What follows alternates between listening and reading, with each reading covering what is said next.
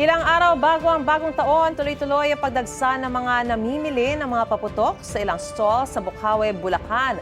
Ayon sa mga vendor, mabenta ang mga paputok na tulad ng kwitis, lucis, fountain at aerial fireworks.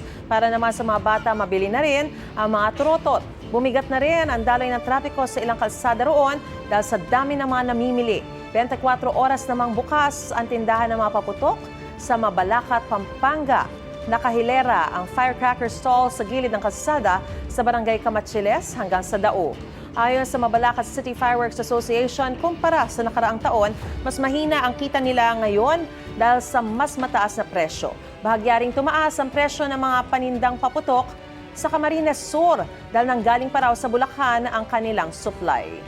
Para maiwasan ang panganib, nakahanda na ang fire extinguisher, tubig at buhangin sa bawat stall. Patuloy rin ang pagbabantay ng mga otoridad. Sa Tupi, South Cotabato naman, matumal pa ang bentahan sa ilang tindahan ng paputok. Ayon sa ilang vendor, posibleng dahil yan sa pagtaas ng presyo.